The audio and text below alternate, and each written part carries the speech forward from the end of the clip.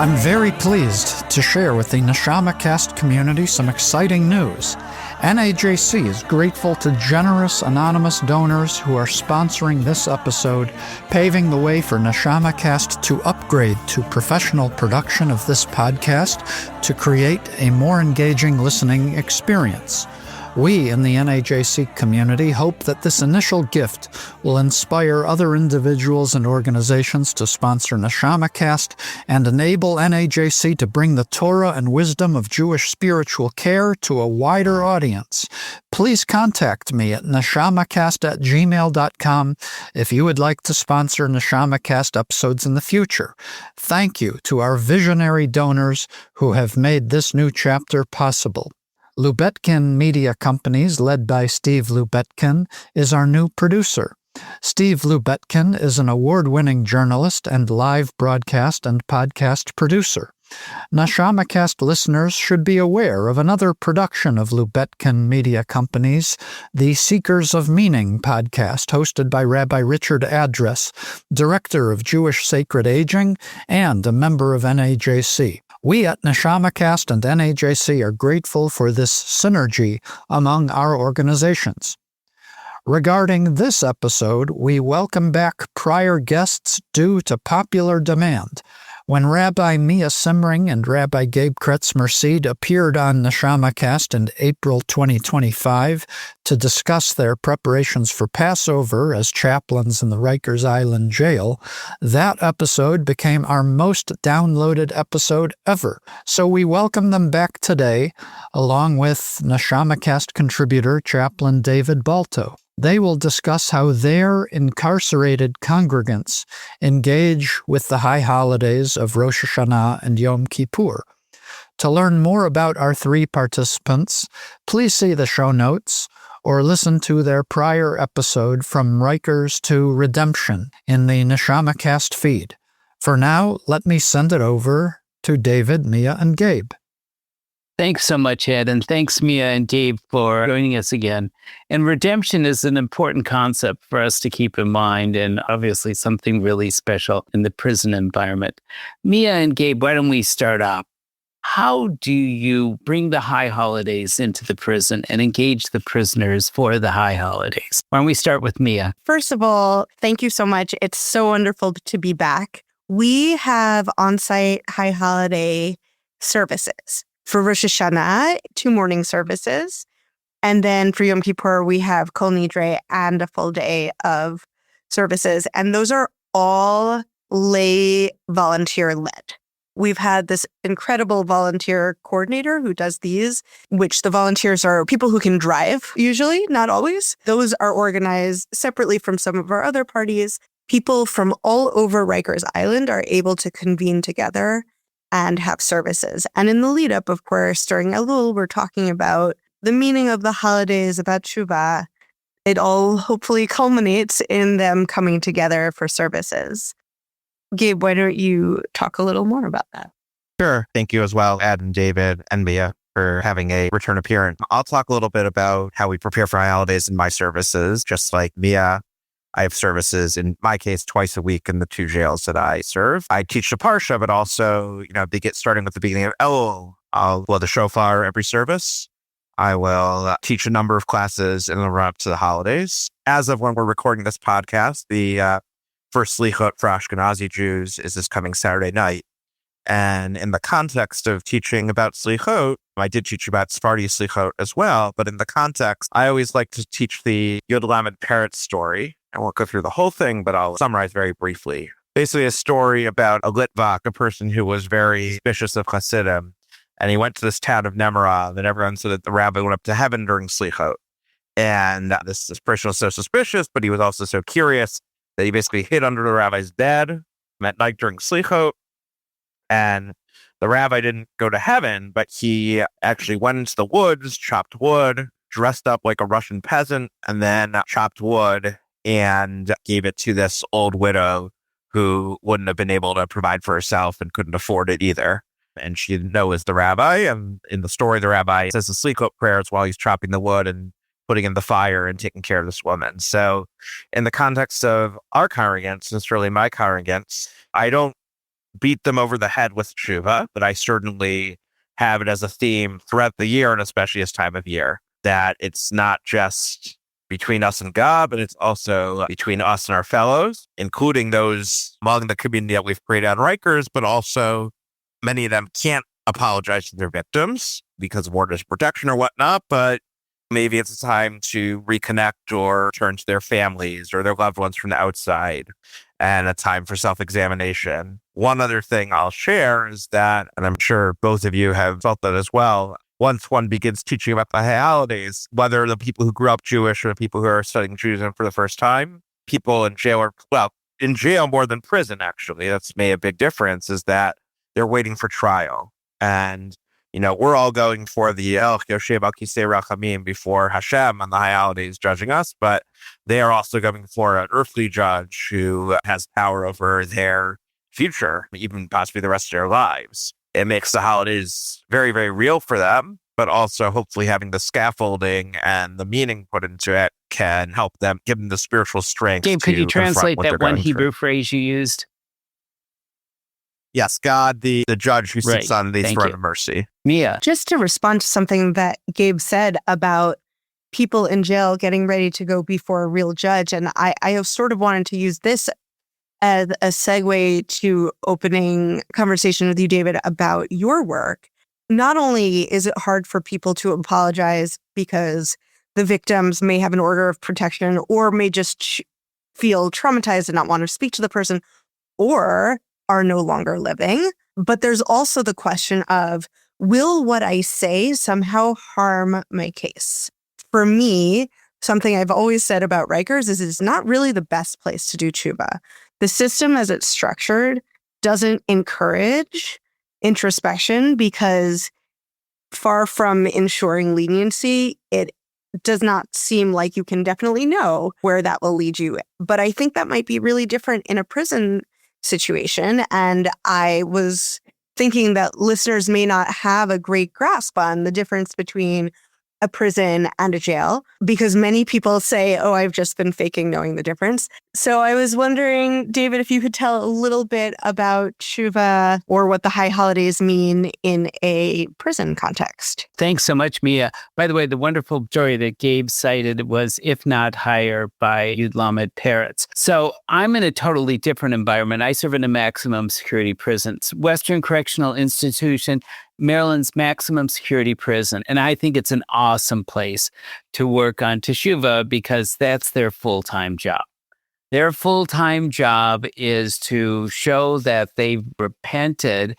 Their full-time job is to show that they've repented and they've appeared before an earthly judge, and that judge has given them a sentence. For the people in a maximum security prison, the likelihood of their leaving is very grim. In 8 years, I've only had 2 prisoners paroled. So this is something that's very internal to them. So what I do as a little starts, I give them 10 questions about Teshuvah to focus on, and I give each person a journal.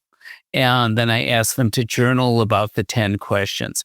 We're going to get together Saturday night for Selichot and hopefully talk about the questions. It's the first time a Selichot service has been held in the prison. I had to get special permission to bring a candle into the prison. And I look forward to hearing from the prisoners about how they're grappling with forgiveness. But this is a huge deal to them and something they're grappling with all the time. That sounds amazing. And do all of the people who you work with who identify as Jewish congregants get to come, or are there any people who aren't able to come? Because that's something we struggle with in our system. I get a normal attendance of about 14, something like that. It varies. This will be Saturday night, so I don't know. I might get, and I'm going to have a candle. They're very into candles, so maybe I will do better than that. I do write to prisoners who don't attend services, and I sent many of the prisoners the questions for them to focus on. That sounds really beautiful. Yeah. Mia and beautiful. Gabe, there's this progression we go through the high holidays and a real different spirit between Rosh Hashanah and Yom Kippur. Tell us how that progression works in your jail.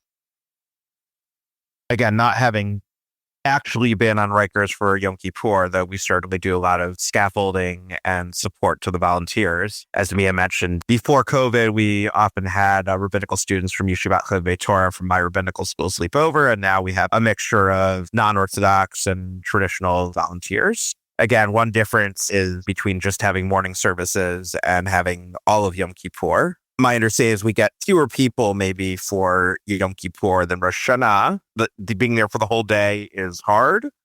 But I also have gotten feedback that it's been extremely meaningful for people. People who get into it, the regulars who come to service all the time, that's very meaningful. I'll just share, again, one anecdote from my own teaching. This year might be a little harder because the way the holidays fall out. When the holidays are on weekends, I get a whole week in between to teach them between Rosh Hashanah and Yom Kippur. This year, I'll have just 1 or 2 days if I'm lucky. Last year, I taught Yishai Ribo's Seder HaBodah. Yishai Ribo is a very popular Israeli singer. He sang in Madison Square Garden where I was there last September. There were 30,000 people or something. And he basically adapted the high priest's service from the Torah and from the Mishnah, how the high priest would atone for the people on Yom Kippur in ancient times. And the music was powerful. I played the song for everyone. And then we discussed, even though we don't have that ritual, we have other rituals, but the intensity of Yom Kippur and the power of the day. Again, even though it's not the easiest place to do Teshuvah, and as Mia said, it's a very difficult place, but I think both of us and our colleague Mendy and the volunteers we work with try to bring a little light in and also try to, again, create that opportunity, even in a difficult environment, for growth and for Teshuvah and for, again, entering into Yom Kippur with the awesomeness and the power of the day. I'll just add to that. I think with what Gabe said was we don't get a big chance to see them between Rosh Hashanah and Yom Kippur, and we're not seeing them on the holidays themselves. So Gabe covers 2 jails. I cover 4. And I have 1 1-hour service per jail. And I'm also working hard to advocate for people to be not missing getting their kosher meals, getting Friday night grape juice for Kiddush, being brought down, then advocating for them to be permitted to attend the Rosh Hashanah and Yom Kippur services. I am finding that I am fully drained before I can even think about the 10 days. I am really trying to, as much as possible, plant seeds because I can't teach as much as I would like to. And some of the things are already worked into what we work on. So I was thinking about with the Shema, right? And this is a little bit getting into the Siddur, but we can talk more at length. The Shema is the Shema wherever you go, but I don't know of, I guess there are certain Chabad events I've been to where it's very loud when you say the Shema, but usually there's somewhat of a hush. But in jail, it's always loud. There's always a fan making noise, but not circulating any air. And there's someone's radio and there's keys jangling and someone's yelling and someone's joking and someone's laughing. And I always sort of take that moment to say, we're going to listen and to really listen to what's important, to listen for what we need to hear. We have to acknowledge all the other things that we're hearing. So today, a toilet flushed, I was like, listen to the sound of the plumbing, feel your body on the chair. And of course, then, someone's like laughing hysterically, and sort of going through all of the things and then focus in. And I'm just thinking about, it's from Kings, from First Kings, but in Unatana Tokef, which is probably my favorite prayer of the season, it says that the Kol Demama Daka Yeshama, right? This thin, small, quiet voice will be heard. And I always think that this is about learning how to filter, right? Filter and filter and filter, because there's so much distraction in life and so much noise, and it's not welcome. And how can we create a space of welcome through all of that noise and distraction to listen for God, or listen for truth, or listen for whatever is inside you that you need to access right now in order to look at where you can do tshuva. So for me, the way that we think about Shema and trying to listen to Lishmoa in a place that is full of sound relates back to this idea of what are we listening to? We're hearing a shofar gadol yitaka, right? The great shofar is going to be sounded. The kol demama daka ishama, and a thin, small voice can still be heard. That's really lovely, Mia. And I tend to use that, to borrow that from you on Saturday night. Let's talk about something which I think your comments bring up, which is a prison is hardly a sacred place. What do we do to create sacred space, to create a sense of the sacred for the men or women so that they can touch the sacred within themselves? One of the really important developments is the creation, your creation at Rikers, of a prayer book for the prisoners, A Very Narrow Bridge, a Rikers Island Siddur. Gabe, tell us about that. We're very lucky that with the support of the New York Jewish Coalition for Criminal Justice Reform and the Jewish Community Relations Council that we're able to publish a Siddur for use on Rikers, which, God willing, with some more work and some more permissions work, will be able to be used more expansively in the near future. The short history is that both of us had developed mini matbeot, mini structures for prayer for our certain services individually, and would just run them off in the photocopier whenever we ran out of them and just kind of adjust them here and there. Having a Siddur, I know Mia has a copy with her, though we don't have a video here. First of all, I'll say a few things. One is having a real book, first of all, one that was specially published for them, makes the service and even the environment more sacred, I think. It's grounding. Ironically, so in the two jails that I'm in, one service is in a chapel that used to be Christian, but they repainted it and now is more neutral, but ironically does not have great acoustics. And the other is in a gym, which actually has decent acoustics when it's not the summer, when we have to have loud fans going to keep it cool enough. But in the winter, the acoustics are actually nice. And at least the advantage of the gym is we can sit in the circle and be a little more connected. But going back to the Siddur and how to make it sacred. So again, the Siddur itself is certainly special and sacred. In my services, we always start with Ashrei. We do a combination of Hebrew and English English tefillot. For me, the goal is that it should feel authentic to what a synagogue service would feel like for me in my practice as a traditional or non-Orthodox rabbi, but also be accessible to them and kind of combine it. Some people grew up in the yeshiva background. Some people have never entered a synagogue in their life. And I hope that some of them will when they get out, and I want them to at least have, a little familiarity with a few prayers. But we always start with the Ashrei in Hebrew. And I always tell them that that's our way of making it into a sacred space. Ashrei, for those who might be less familiar, mostly taken from Psalm 145. In some congregations, it's done responsively, but we always sing in Hebrew. We sing in unison because not everyone would be as ready to respond, even though we have full transliteration in the Siddur. After we finish Ashrei, before we transition to the Shema, I always take note of the fact that Ashrei, as a psalm of praise, is a way of, at least for that hour that we're together, transforming the space from a gym or a chapel that's not just a synagogue to a place of prayer, to a sacred space. Mia, what are your hopes for the Siddur? I mean, it's actually brought such a huge change to my service, even though much of what we do is not so different from what we did before. People have such great respect for the books, and I have much more of a routine. We start on page 2. We start to pick up with Elohai Neshama. We'll sort of chant it. And due to the way it's laid out, and it's easier to see the transliteration, I have so many people sing along, and I've gotten really into a routine. And I tell people, I'm happy to change the melodies, but it seems like you like doing the same thing all the time. So basically, I have the melodies that are easy for everybody. And then when we have guests, Central Synagogue, which is a Reform synagogue in Manhattan, they'll sometimes come and they'll bring a guitar and they'll do melodies that I've never heard. And I explain how it's great to learn new melodies. And then there are poems alongside the prayers. And so One of my facilities that I work in is a women's and gender expansive facility.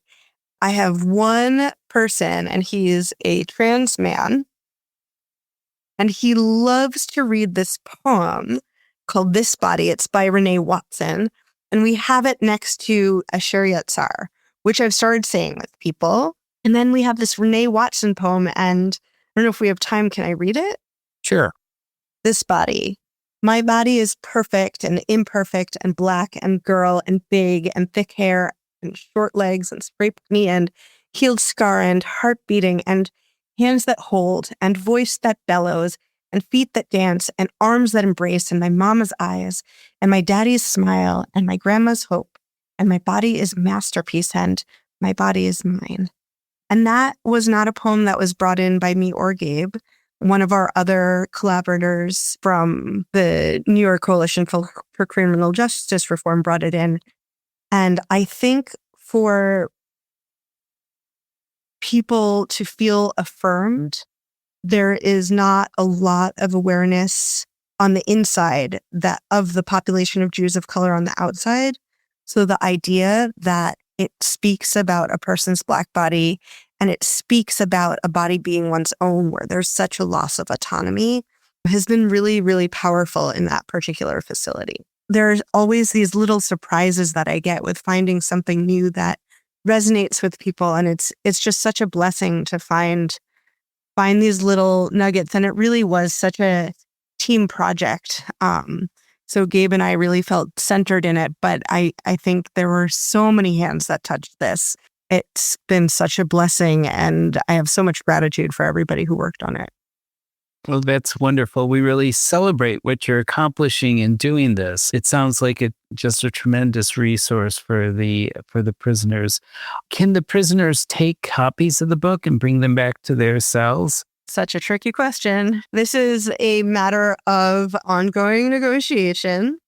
So there is, unlike the maximum facility prison, there is high turnover. We do hope that everybody can take them back and take them back to their housing areas. We actually have a combination of cells and dorm style housing, which is sort of like a barracks. Everybody's in one big room in parallel beds. We're very concerned about the books just disappearing because we don't have an infinite supply. And in fact, if anyone wants to donate money towards our next printing, we welcome that. You can go to the JCRC's website. We want everybody to have it. And usually if someone specifically asks, I would really be comforted if I had this with me, I'll usually say yes. And we do have some people who went home. We had someone who, and I've allowed them to take it. That is the goal, is that, well, you can't have it on the outside. If you get it while you're in jail, what can we do? I had someone who contributed to the Siddur, got out of jail, unfortunately came back, but very briefly, but nobody had been able to reach her on the outside. So I was actually this past week able to present her with her published work. And then she was quickly bailed out and hopefully is having Rosh Hashanah on the outside and having a beautiful return to a better life. That's terrific. There are two reasons I asked the question. First, my own experience in prison is that the prisoners really treasure the prayer books they have. They bring them back to their cells. They use them. You've never seen prayer books as worn out as a prayer book a prisoner has, because a prisoner has all day to study the prayer book. And then I also thought about the prisoner leaving prison and trying to wander into a regular synagogue with our traditional prayer books and how not very accessible those prayer books might be. Now, are there any prayers or poems or anything like that of the prisoners, and is that something you consider? We have a section of poetry towards the back of the book, and there are a number of poems or prayers, however you want to understand them, that are written by people who are incarcerated or were formerly incarcerated. It's sort of in its own section, but they're mixed together. They're not all like, and these are the people who are incarcerated. For some reason, we were able to get permission for One Day by Matisyahu, and that's next to someone's letter written from jail. And it's interesting because sometimes people only wanted their first name or their initials. And so the person who was recently here wanted her full name. But then when I was about to ask her to read the poem as her own, she was in the back row going, no, no, no, making the symbol at me. Don't associate me with this poem. So it's very interesting in what situations, she's been very happy and excited about it. She was showing everybody, which is, when we got the proofs, she happened to be incarcerated then, and it changed her whole demeanor. And I actually think that might have been why yes, she came back, but overall, she was very successful while she was out. And I think that really was a turning point, was seeing her words published. At that point, she said, put my full name in. And she ran around showing everybody the proofs. And then when it was real and we were using it, she got too embarrassed. So I didn't say, and here she is. I just read the poem without attributing it to her. I ask the prisoners periodically to write, and there are prayers and poems that they have written that we periodically include in our services. I mean, the prisoners, especially in the maximum security prison where they know they're going to be there for an extraordinarily long time, it's an opportunity for deep reflection, and they can oftentimes come up with some things that are really touching and beautiful. Can you say more about how people develop as members of the Jewish community over such a long time? Are they coming in with significant Jewish education, and how do they find meaning? The vast majority are Jews by choice, and for some reason or another, they just became intrigued about Judaism. I give them materials for them to understand what being Jewish is about. I write to many prisoners. We teach them about putting on talit and tefillin and things like that. Teach them, various mitzvot. By the way, one of the things we do, which I really enjoy, is they really get into the role of priest. Authority figures, priest, this is really important. This is special. So we come to the priestly blessing, and who in the world is going to be the priest who's going to bless them? So I appointed them all priests. And so I bring them over and I wash each person's hands, and then they pair up together and one person blesses another. Then I have them turn to everybody and each of them blesses everybody. And then I have them turn out into the community and bless the entire community. So I appoint them all priests. That's amazing. I would love to try that with some of my groups. Gives them some sense of power. Can you tell me more about when you said that only 2 people have been paroled? What are the possibilities for people? Is everybody there supposed to be serving a life sentence? And who gets to get out? So you end up in a maximum security prison if you commit a crime of extreme violence or you fail the prison system. You just have so many disciplinary matters, they put you there. The very strong likelihood is that very few, if any, of the people I'm serving will leave the prison alive. They're serving sentences that probably will take up the rest of their natural lives. I did have a prisoner recently paroled, the second one. I was just so thrilled and amazed that day I davened Hallel special for him, acknowledging that this is the day the Lord has made, be joyous in it. And I was just amazed. This is a very long-term relationship with these men. I've learned a lot from them, which brings me to my next question. How do you think your teshuvah is different because you're serving in a jail? Gabe, why don't we start with you?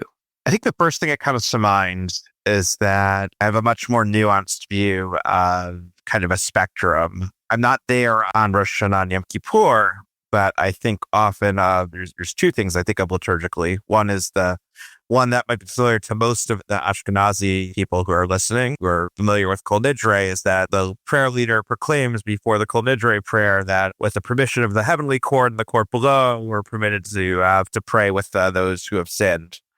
And working with the population that we work with, it's not black and white. I don't think of their criminals and their sinners and we're perfect or we're pure, but a lot of them made a really bad mistake, one bad day, one bad choice, and has landed them behind bars and changed their life forever. Some of them it was over a series of years. Some of them it was based on their childhood.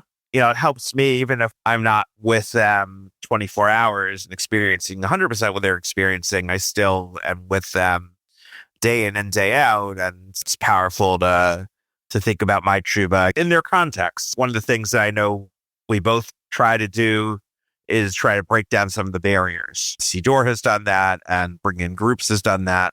And again, I think I feel less of a barrier and try to make it the other direction as well, feel less of a barrier. I'll share one other thing, somewhat connected to Teshuvah and also connected to the Siddur. One thing that pretty early on I added to my service was letting people share their own tefillot in their own words. We've been doing that for a long time. It's very powerful. I always let the people in my congregation share first, and I always share at the end. I always pray for them. Some of them pray for me, even though they certainly don't have to. And again, it makes us feel like we're all praying together. We're all part of that same context. In my previous prayer packet, the one I cobbled together, it would kind of just be wedged in there between the Shema and the Mishaberach for those who are ill. Thanks to Siddur, and one of Mia's great contributions is that she wrote a meditation on the Amidah. People who've looked at the Siddur, some of them might be surprised that we don't have the full Amidah, the full central prayer of the Siddur in there. I always tell them we get donations and I can give them a full Siddur if they want to pray on their own. But in our context, at least for me, I'm not going to do a full standard service. But Mia's meditation on the Amidah helps center our prayers and give them in the context of the prayers that Jews have been saying for thousands of years.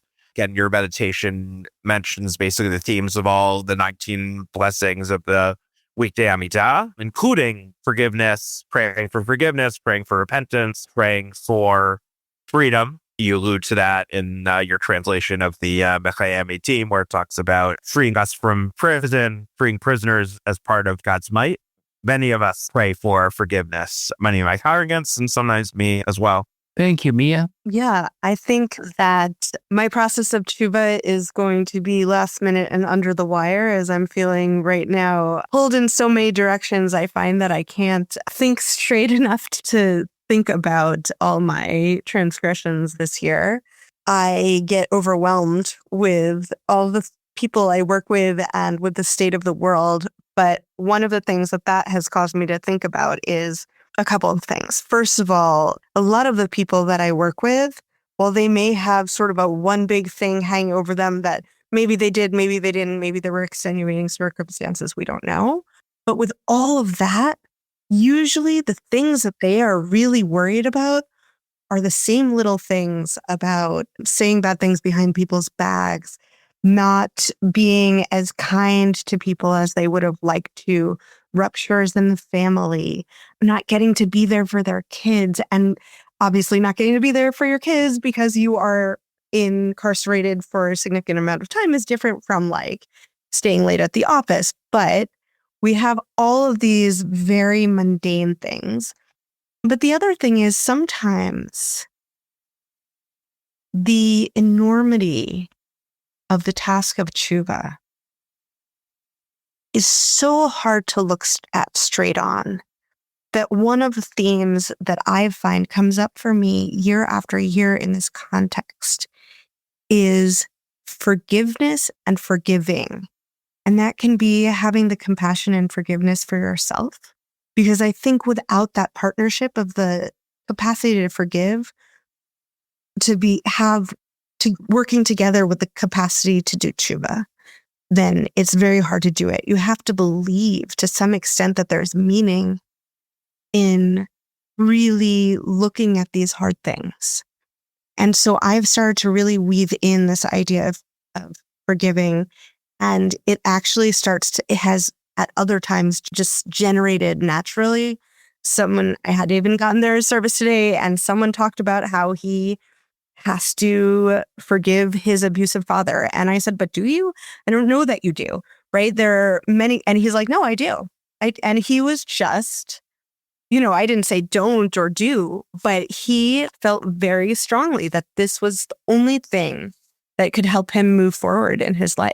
And we're working with a highly traumatized population. Not that everybody has a terrible family, but in the process of getting to where they are, there has been trauma along the way. Just the experience of being incarcerated is traumatic. And so for people to start letting go of anger that is going outwards and allowing themselves to feel that compassion is possible, I think that's also transformative. Now, that's really beautiful, Mia, and very touching. Prisons can be a place of forgiving, and I think that means a lot to people who are incarcerated. Well, I wanted to close giving each of us a chance to relate what message of Torah you plan to bring for the high holidays. Gabe, why don't you start? There's a midrash, a teaching I like to share. Unfortunately, we do have people who are with us from year to year, though I often reuse some of the texts and handouts from the previous years. And one of my favorite midrashim from Sikh-Tadar Kahana, 5th century collection of rabbinic teachings on the holiday Torah readings, which I'm actually going to this year teach in my high holiday pulpit in Austin, Texas as well, tells about how God created the world. And in this midrash, Adam and Eve were created, goes through each hour of the first day of that sixth day of creation, the day which was Rosh Hashanah, which was the day that humanity was created.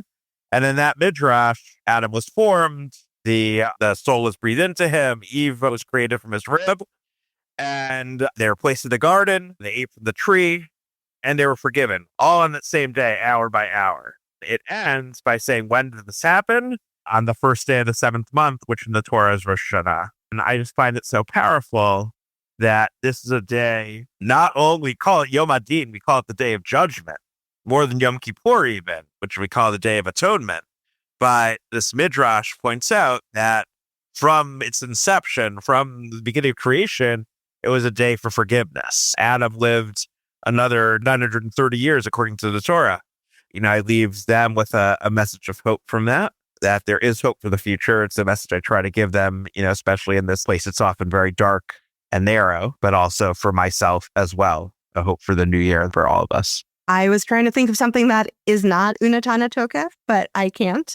It is really one of my favorite things in the liturgy. And I think that in many communities, I would be in a minority position on that. But this line, Teshuvah Tefillah U'Tzedakah Ma'avirin et Torah Hagzeira, that Teshuvah and Tefillah and Tzedakah, meaning changing our ways, and prayer and acts of righteousness or giving money can somehow change or mitigate some sort of badness that is coming our way, the evil decree. I think that what I love about Unatana Tokef is someone who's seen a lot of tragedy, feeling like so much of our lives is actually out of our hands. No matter what we think, there is so much that we can't control. We don't know who's going to live to a ripe old age and who's not. And we don't know whose soul will be yanuach or yishaket, right? Who's going to be at rest and peaceful, and who is going to be all riled up. But one thing we do know is that when we engage in Teshuvah, when we engage in reflecting and changing for the better over and over again, and when we engage our minds and spirits in prayer and contemplation, and when we do acts of kindness, things that make the world or your tiny sphere just a little more just, that changes how you're living.